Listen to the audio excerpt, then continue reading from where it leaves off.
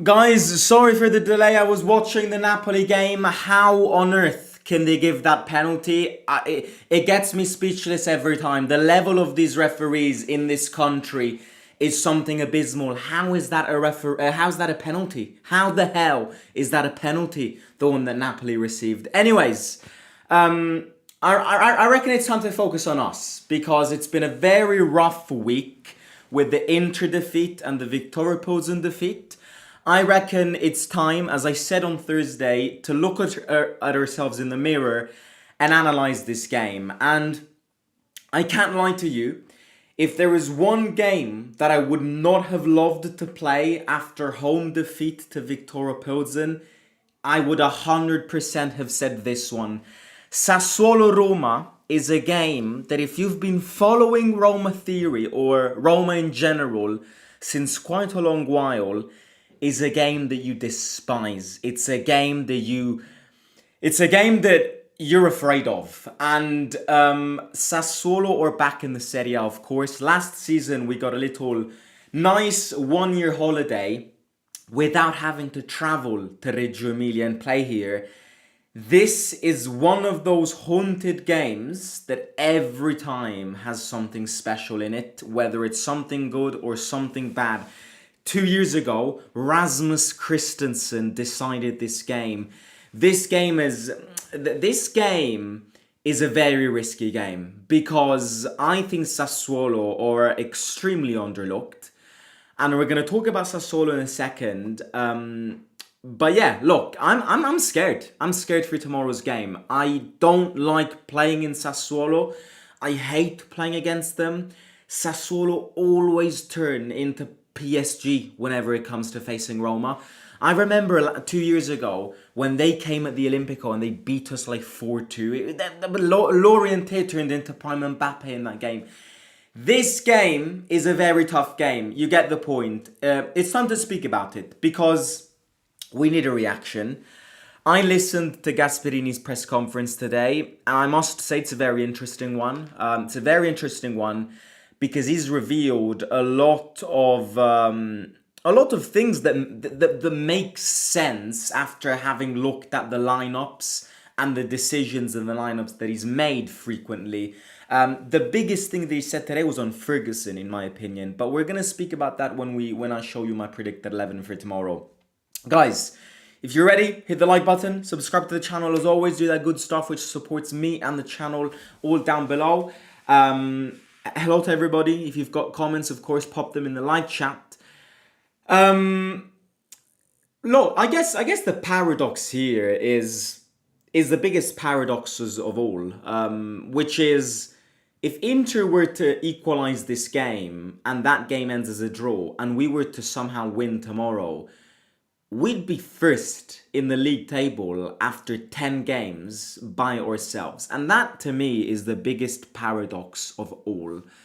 Yeah, it's a very big paradox. And I think Roma in general is the paradox of the Serie A up to now. Because let's say we do get first tomorrow, then it's a very weird first position. Depends on how we win tomorrow, if we do, and everything, and if, of course, but yeah, I think there's a very big paradox in us right now because it seems like every time we play a shit game, but at the end of the day, if you look at the league table, there's the chance that we're first in the table by ourselves tomorrow after that Milan draw yesterday. So it's like, where are we at?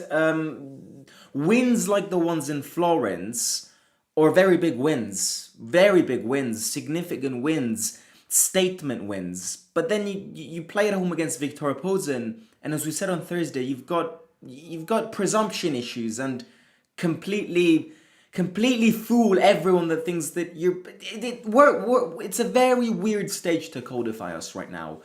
What I would say is this. What I would say is that, of course, the league table says something and our performances say something else. Now, how these two things can be connected on a positive side is probably the biggest mystery of the season so far. But I guess there's a deep reason behind that we don't know. I would like to start off with Sassuolo. I want to speak about Sassuolo, and I must say that they're extremely underlooked. Why do I say this? They're extremely underlooked because they are a newly promoted side, under all effects. The reason that I say they're underlooked is that they're not. They're newly promoted, but it's as if they were never relegated. Because the quality that Sassuolo has is a good quality. Like, I don't even remember how they got relegated 2 years ago. So the reason I say playing Sassuolo is not like playing Pisa or like playing, who's the third, or Cremonese. No, no, no. Sassuolo has got, I believe, 13, 12 points, something like that, for a reason. They've got 10 points, I apologise. But they beat Lazio. They played a very good game in Milan against Inter. Sassuolo are nowhere near a relegation quality team. Nowhere near that level. So the reason they're underlooked is because Sassuolo are 1 point behind Atalanta, guys. Just to make Sassuolo are 2 points behind Juventus. I know everyone's just closhed together at this stage, but just to context things, Sassuolo have got a better attack than a lot of teams in this league, including us. Because Lauriente, Berardi and Pinamonti in our team would all start an attack. Maybe not all, but two of those three in this current Roma side, in this current Roma attack, would start. Pinamonti up front and Lauriente would easily start. Berardi, I'm not sure. Berardi, you've got Sule, Berardi no, but Lauriente starts, and I wanted him this summer. That's exactly the player we need, and Pinamonti would also start. So when looking at them, I'm like, be careful, because what the league table has shown at the beginning of this year, and in other words, that they're a newly promoted side, does not reflect one bit of what Sassuolo actually is. Sassuolo added a lot of balance as well. They added Matic. Now, people will remember Matic, how crucial he was in that Europa League campaign with Jose. Now again, that was 3 years ago. Everything ages. Matic ages as well. But Matic is one hell of a good player. Kone, they've got a Kone who, for Sassuolo's quality, if you tell me, oh well, Sassuolo's a newly promoted side, they've got Lauriente, Matic, Pinamonti, Berardi, Kone. This game is not an easy game. This game is a game that we've suffered so many times in past years. And even when we won, I remember that the amount of heart attacks that our body needs to absorb whenever we travel to Sassuolo is something undescribable. I mean, the fact that Rasmus Christensen decided the win the last time we played there with like a deflection goal, it's never easy. It's never been easy. They're a very offensive side. They're a very fast side. I think when you've got Berardi on one side and Lauriente on the other side, you're a very pacey side. And we struggle with these teams because our team is not fast. Our team is the opposite of fast. If Sassuolo play wide, our channel is a middle channel. We try and play vertically, but in the middle. We don't use our fullbacks on our wingers well.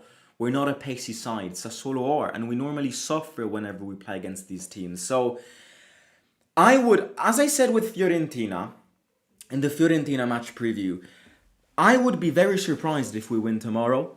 Let me rephrase this. No, I would have been more surprised with a win in Florence. But I would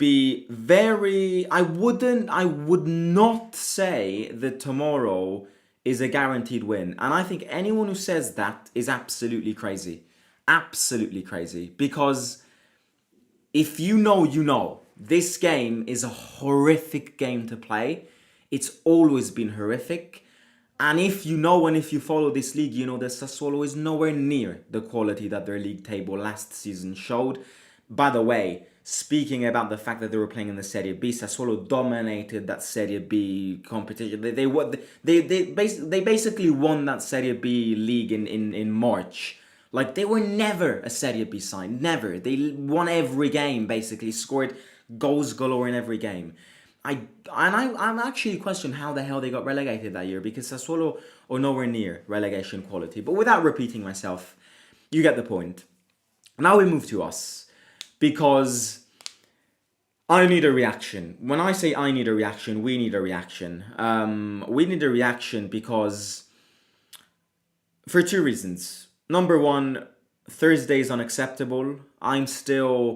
Yesterday, I woke up in an asylum, basically, trying to eliminate that game from my mind. It's not easy. Like, yesterday was a very weird game. I rewatched the Victor Opolzen game, and so many things didn't make sense to me. There was a lot of confusion. There's this element that whenever we concede a goal in the first 20 minutes, and we have conceded a lot of goals in the first 20 minutes, we did it against Inter, we did it against Victor Opolzen, we did it against Fiorentina. This team is not a team which comes back. I said it after the Fiorentina game as well.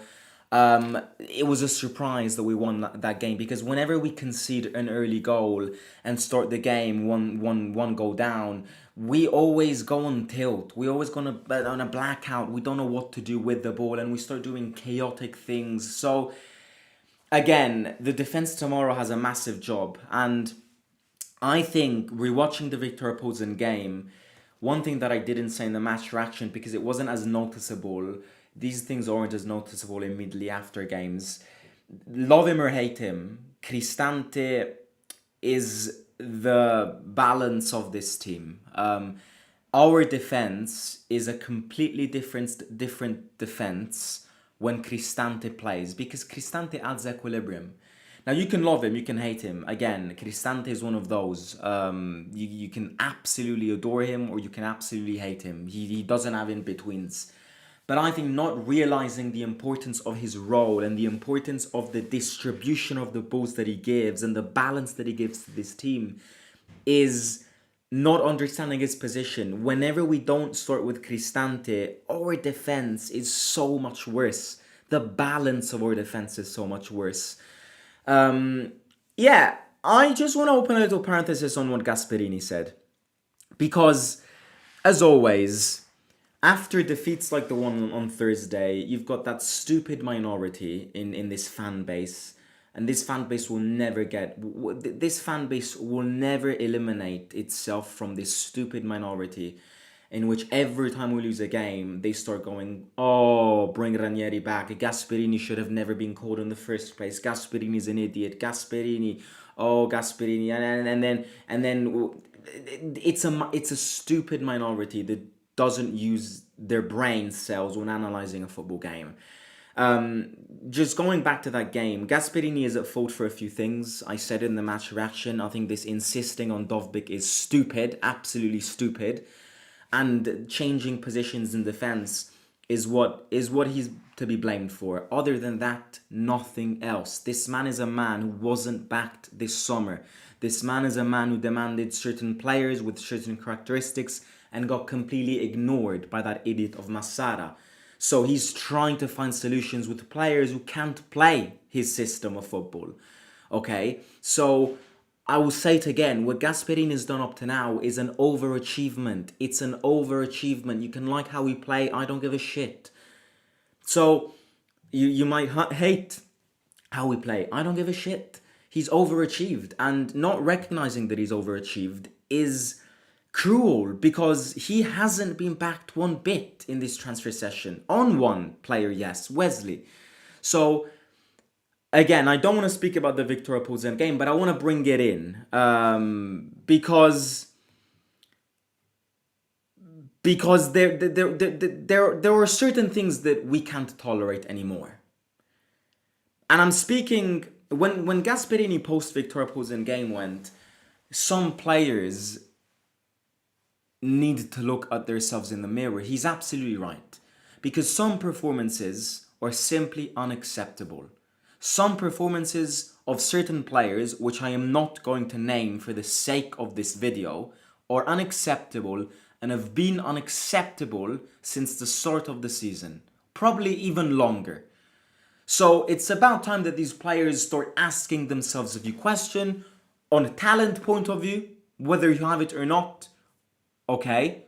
On a character point of view, on an understanding the team point of view, and maybe on an attitude point of view. Full stop. This is what we need to do, and this is what that game on Thursday says. Okay? But going back to his press conference today, I think he revealed something very interesting. Probably the only good question that a journalist asked him today is, Mister, we're very confused with what is happening with Ferguson, because he started great against Bologna, he started great against Pisa, and then from there he disappeared. God knows why. He absolutely disappeared and basically plays an average of 10 minutes if he plays an average of 10 minutes in every game. And Gasperini got asked this question. And Gasperini said a very interesting thing. Gasperini said probably something very shocking as well. He said, I will be honest with you, yesterday was the first good training session that I saw from Evan Ferguson. And I'm like, mic drop, mic drop, mic drop. That explains everything. That explains everything. Do I think that Ferguson has proved enough to get absolutely outbenched by Dovbyk? No. That's why I've been saying this for a month now. Dovbyk needs to be placed on the bench and Ferguson needs to start. Because judging Ferguson on a 10-minute basis is absolutely crazy. We don't know Ferguson. We've seen him a total of 60 minutes up to now, not more. So Ferguson needs to start. But what he said says a lot. It means, and it goes back to what we said before, attitude-wise. Players need to grasp. Players need to progress. That's my point. You can have difficulties when coming into a new league like Ferguson, but there needs to be an element of progress. He came in July, August, September, and now October. 4 months basically. If Gasperini needs to tell me that the first good training session that he saw from him was yesterday, then it clearly means that it's an attitude problem. He isn't giving it its best. So we need to be more prone to these things. We need to be more ready for this challenge, man. Because we're up there. The situation is not dramatic. It's only dramatic because a stupid minority of this fan base makes it dramatic. But it's not dramatic. The defeat against Victor Posen is pretty dramatic, I ain't gonna lie. But if you eliminate that game, you can play good, you can play bad. We're 1 point behind first place. How can the situation be dramatic? So pulling all of these grey clouds and putting them above Roma is not fair and will have negative repercussions on the team. That's my point.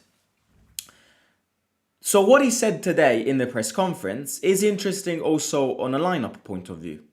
I think the lineup for tomorrow will be this. Alarm. People see Dybala as a false nine and go, you're an idiot. You've said it yourself that Dybala as a false nine doesn't work out. Why are you putting him there? Something tells me that he's gonna do it again. I am convinced about this. I listened to his press conference this morning of what he said to Ferguson, about Ferguson, not to Ferguson, and I'm like, he's gonna start Dybala as a false nine again. He is. He's going to start Dybala as a false nine again. And I'll be honest with you, I don't like it, but I much prefer it. Okay, let's clear something out. Simo, who do you want to see up front? That's the question that you probably ask. I want to see Ferguson. I've said it and I will say it again. I want to see that man start. I want to see that Irish guy start as our number 9. But based on what Gasperini said today, I don't think he's going to start. So, I'm like, do we start Dybala as a false 9, who I don't like, I've never been a fan of, I am not a fan of, and will never be a fan of it. But would you rather start with Dybala as a false 9, or would you rather start in 10 with a ghost up front? And I'm like, no, I don't like it, but I don't like either option. So I'm going to go with the most technical one, and that's Dybala as a false 9. I don't want to see Dovbyk on that fucking football pitch again anytime soon. If I see Dovbyk tomorrow, I will accept it. I will accept it. I'm not the manager. Thank God they don't listen to me. I've got my own ideas. But if I see Dovbyk tomorrow starting, and Dovbyk doesn't score, and Dovbyk doesn't stop a ball, then I don't know what I will do. I don't know what I will do. I am going insane about this striker situation, to the extent that I would take Mario Balotelli as a free agent in our team. It's so dramatic that whenever I see Dovbyk, I want Ferguson, and whenever I see Ferguson, I want Dovbyk. Okay, that's the point. But I genuinely can't go another game with Dovbyk. My eyes can't do it. And tomorrow, if he starts, he's probably gonna score. I'm gonna look like an idiot. No, I will stick with my words. I will not let a tap-in stupid goal that he will score tomorrow if he does change my opinion. He's not good enough. And it's about time we change something and start Ferguson up front. Otherwise, I'd rather start Dybala as a false 9. So, yeah, you get the point. Do I like it? No. Are there any other options? Yes. But the option is probably worse than Dybala as a false 9. That's the reason I've put him. And something tells me he's going to do it again tomorrow. Going chronologically, Svilar as a false 9. Yes, yeah, vabbè. Svilar as a false 9. You see how desperate I am for a good striker? That I would even put Svilar as a false 9. Svilar in goal. Celic, Mancini and Ndika in defense with Cristante in the middle. Tomorrow, we need balance, we need defensive chemistry. We can't play defensively like we played on Thursday, or we will concede 4 goals. Sassuolo are no team to joke around.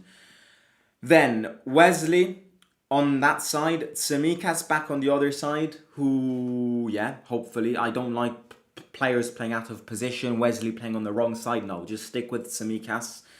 He hasn't been terrible apart from that little game. Then Kone and Cristante in the middle. Kone had a little ankle issue. It's all good. Filippo Biafora confirmed. And then up front, Sule, Pellegrini, Dybala. If Dovbyk starts, I think Dybala starts from the bench. Even though Gasperini today said that he sees Dybala very fit at the moment. And then the other question is Bailey.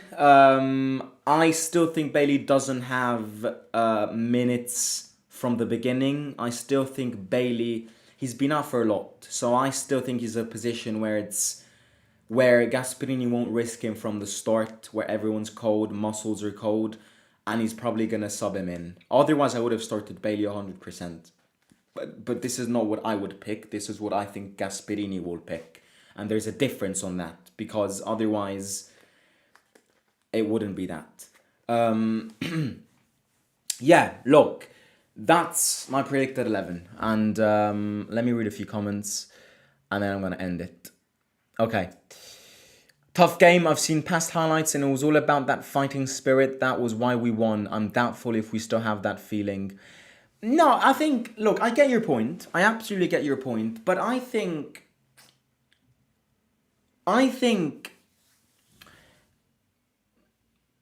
how do I phrase this? Because I understand your point. This is not don't take this as a criticism, because I understand your point. After the defeats against Viktoria Plzen, you question the attitude. I've questioned it myself and the fighting spirit and everything. But what my point here is that I think, as bad as that defeat was, that defeat needs to get archived immediately. Because if we now base our judgments solely on that defeat, we're gonna call for this manager getting sacked in the space of 2 weeks. And that's something unacceptable. I said this many times, and include myself in this because I'm a Roma fan and I do this every time. We're very reactionary. We're very reactionary. And rightly so, because a defeat at home to Viktor Plzen is stupid. So we deserve to be reactionary. But over the lifetime of a Roma fan, in general, we're very reactionary. Because we lose to Viktor Plzen on Thursday, and the manager needs to get sacked, the players are absolutely shit, the tactics aren't working, and then if we win tomorrow, and we somehow, if we somehow win tomorrow, and our fan base will see our name in the first place of the league table by ourselves, everyone will go, oh, Gasperini is doing an absolute masterclass. These players, they're giving it their best. They're first in the league. After 10 games, we're going to win the fucking league title. And I will say it again, I do it myself, we can't find a balance. We can't let, and Gasperini is the best out of all here, because Gasperini comes from an environment at Atalanta where it's the opposite. You lose a game, fuck it, we throw it away. We win a game, fuck it, we throw it away. We don't overreact on simple games. And that's my point. If we're there where we are in the league, playing badly or playing good, that's subjective. There is a fighting spirit. Because otherwise we wouldn't have been there. And so we're just questioning the fighting spirit because we lost that stupid game on Thursday. And this is not an attack. Because after that defeat, you do question it. And it's right for you to be mad. But then after 12 hours post-game, I think everything needs to calm down again. And we need to enter in the realm of things again.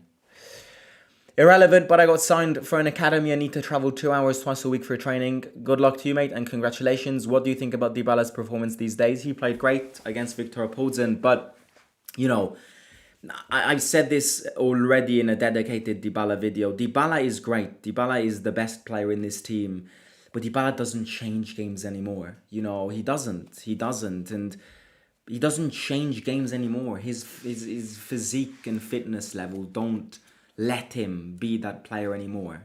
Dybala is great, but he doesn't change games anymore. And that's something that, again, it's a simple truth that we're not ready to be honest about, but it's the truth. Napoli 2-0 against Inter is crazy. We should sell Dybala and sign Nusa, says Messi. Bailey will start as a striker. I don't think so. I'd be so down for Ballo. Dybala as a false nine will work if Sule and Bailey start behind him, says Harsha. Do you think Ferguson will play instead of Pellegrini with Dybala still being as a false nine? No. I don't think Gasperini is that stupid. If Ferguson plays, he plays where he needs to play. But yeah. Simo, you gotta get on the Tutto Calcio podcast. It's an upcoming Serie A debate show. Never heard of it, mate. But, what's it called? Tutto Calcio podcast?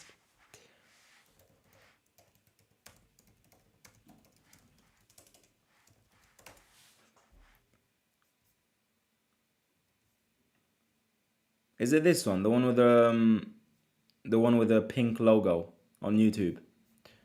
Never heard of it. But yeah, I mean, if they do invite me, of course. Right, I'm gonna catch you tomorrow for the match reaction. Forza Roma sempre, and I'll talk to you soon. Simo out. Make sure to click all the good buttons down below. Love you. Bye bye.